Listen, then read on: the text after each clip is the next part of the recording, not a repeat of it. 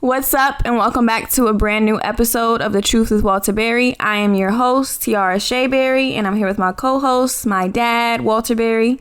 Dad, how you doing? It's a beautiful day in the neighborhood today.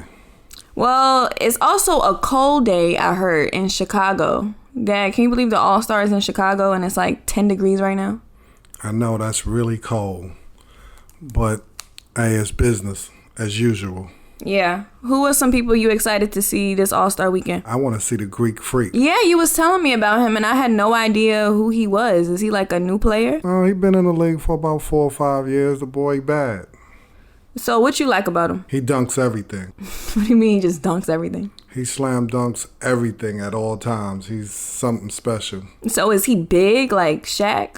No, he's not big as Shaq, but he's like 6'9", 6'10", but he's a freak of nature in the game of basketball. Yeah, and I heard he's from Greece. He's black, but he's from Greece. So, you know, it's cool to have an international player. Oh, yeah. He's from a place that I've played for 8 years or more. Yeah. Yeah, speaking of Greece, shout out to Greece. They showed a lot of love on that interview you just did last week with Gazetta. Dad, how did it feel to kind of reminisce on those times you had back in Europe?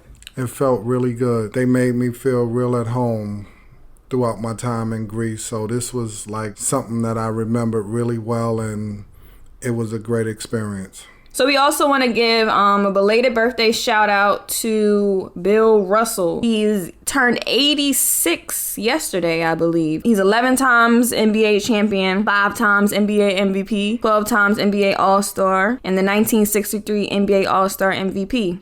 Dad, do you look up to guys like Bill Russell when it comes to the sport of basketball? You have to look up to Bill Russell. 11 rings, that's almost absurd. That's, 5 more than Michael Jordan. So, you know, he's a legend for real. So happy birthday. Happy birthday, Bill. So we want to talk about today some of the memories that you've had playing basketball, Dad. And I know the other day you kind of spoke to me about Mike Tyson. And I really didn't know that you and Mike Tyson were, you know, good friends at one point. We were good friends at one point. I remember meeting Mike a lot of years ago when I was in college at a club called the Red Parrot. He walked up to me out of nowhere and was like, "Hey, your name is Walter Berry." I said, "Yes." He was like, "Well, I'm going to be the heavyweight champion of the world one day." Did you believe him? Tell the truth. It ain't that I didn't believe him, but I said, okay, I'm going to wait and see.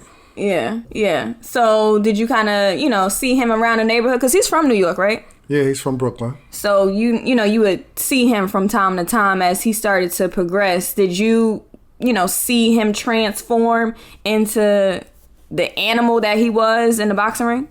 I saw the transformation, and it was incredible because one day, out of the blue, he met another friend of mine, and they were riding around and said, "Let's go to Walter Berry house." And they showed up at my house and in Queens, and it was incredible because, you know, they called me on the telephone, and I said, "Look out the window." They was in a convertible Rolls Royce. Oh, so Mike was getting money. Yeah, I think this was the beginning of his career. And him and my friend came upstairs, met my mother. Mm-hmm.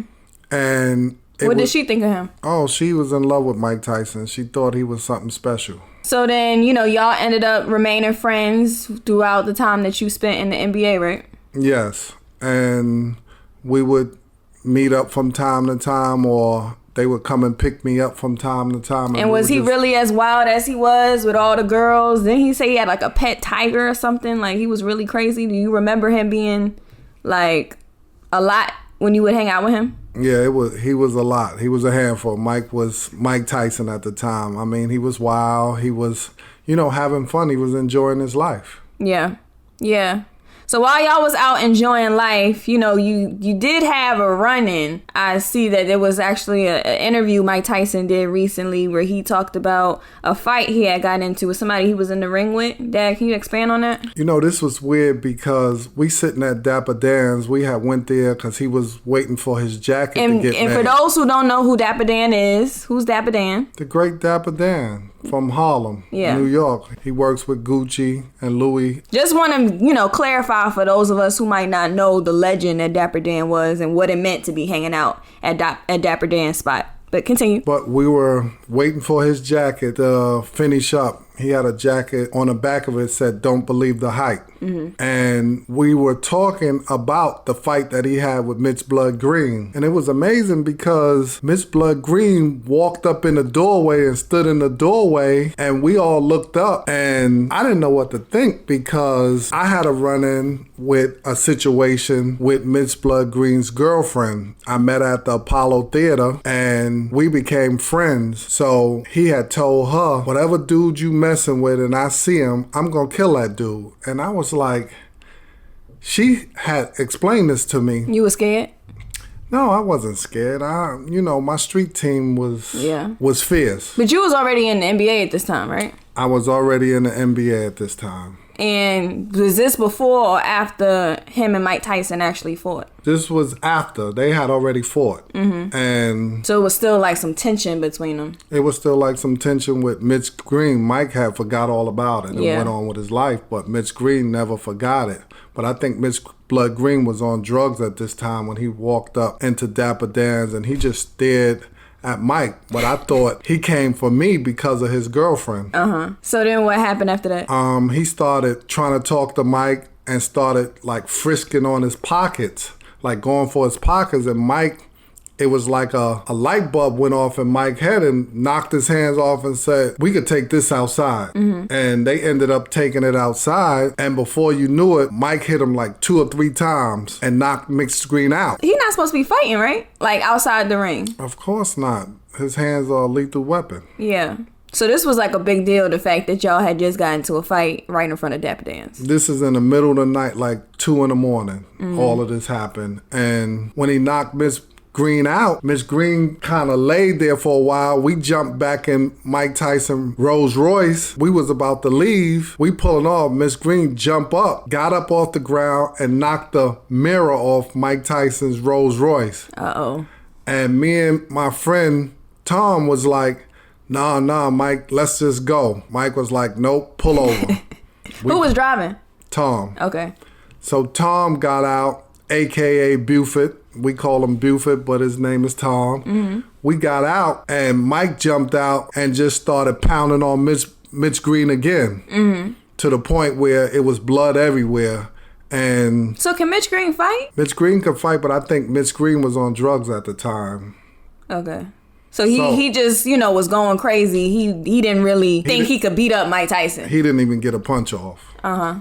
But when Mike Tyson knocked him down the second time, he never got back up. And the next thing we knew, we saw ambulance coming from a block away when we had got back in the car and pulled off. Yeah. So after all of that happened and the adrenaline dies down, what did y'all do? Y'all just went home and... No, we was on our way to Mike Tyson's house, and he started complaining about his fist. He said he think his hand is broke. So we took him to the emergency room. Instead of going home, we went to the emergency room. Sure enough, his hand was broke. Wow. So he must have really beat him up. Beat him up bad. So then after that, you were obviously involved in the matter and the case that ensued after this. What happened when your team found out? This wasn't good because Mitch Blood Green had told the press this was a spot where people do drugs at overnight. And it wasn't. It was just a clothing store for Dapper Dan. So when my team heard about this what was your team? incident... What was your team? San Antonio Spurs. Okay.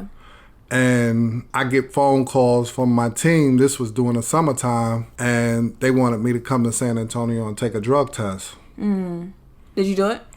Well, I went to San Antonio and took a drug test, and this stirred up a lot of controversy and a lot of trouble for me with the Spurs. And shortly after, the season started, I was beginning to be traded. So do you, in a sense, blame Mike Tyson or Mitch Green? I can't blame nobody, but myself. Right. I considered Mike Tyson a friend at the time. Yeah, and we would love to invite him on the show and have a conversation, right? I hope one day we can talk about this, me and Mike. Yeah, because at the end of the day, these is all, it's just something that happens that's a part of life. You never know what's going to happen or how things can change so quick.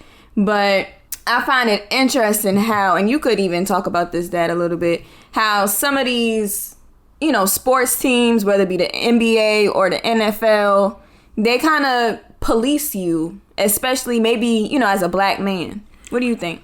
I think it's a business, Tiara, and you got to conduct yourself as a businessman.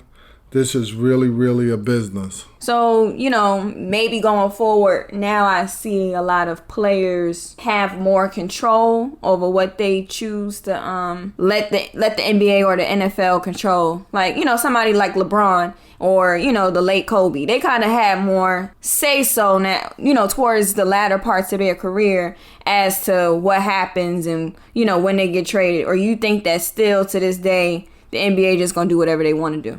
No, the players are really in control now in the NBA. Before it was a coaches league, now it's a players league, and the players has a lot of control at what goes on in the NBA. You know, that's really good just to see things grow and evolve, and maybe, you know, that's because people are getting smarter. They have more knowledge of what's actually inside of these contracts and what a team can get away with doing. Do you think going forward that you'll see more ownership in terms of, you know, the NBA? You know, because Michael Jordan, he obviously has the Charlotte Hornets. You think it'll be more ownership in years to come? I'm sure of that. I think LeBron is headed towards that way. I think he wants to have his own team and ownership. And there's a couple other players going to come out of nowhere and do the same. Yeah. So we look forward to that. And Dad, thanks for sharing that story. Anytime. So next week, we probably going to recap a little bit about All-Star Weekend. Dad, you said you excited to see, what's the name? Greek the Freak? The Greek Freak. Oh, Greek the Freak. But yeah, that's super cool. It's going to be cold, so for everybody going out to Chicago, please bundle up. Now is the time to pull out the mink furs and all of that. And I think that's it. Also, Dad, did you hear about NBA and Hennessy did a joint deal? I haven't heard that. So now Hennessy is the official liquor sponsor for the NBA. Wow, that's a good thing. It's a really interesting collaboration. So, you know, I'll see what ensues from that. But it seems like a lot of brands are partnering up, you know, the same way how Jay-Z's Rock Nation is now working with the NFL. So, you know, it seems like sports are expanding. It's a lot that goes on, you know, just outside of the actual basketball court. Don't you think that? Yes, we're in a different era now. Back when I was playing in the NBA and back in the old times, it wasn't like this. You'll never hear of Hennessy partnering up with the NBA. Yeah. So now we're in a different era and there's a lot more going on, and this era, a generation is different. Yeah. To now, I guess they're making them more about the experience more so than the actual game. I just hope that the actual game of basketball doesn't suffer because of it, you know? I don't think so. I think these are young stars coming up that, you know, the athletes are jumping higher, running faster. It's good to see that this league is evolving in the right direction. Yeah. Well, all right, guys. Make sure you like, comment, and subscribe to the Truth with Walter Berry podcast. We've been getting a lot of great reception. Dad, how does it feel to have so many people tuning into us every week? I love it. I mean, I didn't know I had a wide fan base. Yeah. And this is truly, truly amazing. I like to thank all the fans and friends out there who tune in. But yeah, so stay tuned. In March, we got March Madness and a lot of things to talk about concerning that. But just again, shout out to Mike Tyson. Shout out to Dapper Dan. Dapper Dan was just talking about you last week too, Dad, right? Yes. Me and Dapper been friends for a lot of years. And we're going to talk about that story one day. Yeah, it'll be cool to get him on. Thank you all for tuning in. Please keep up with us and check out next week's show. And we're out. Dad, anything else to say? Peace.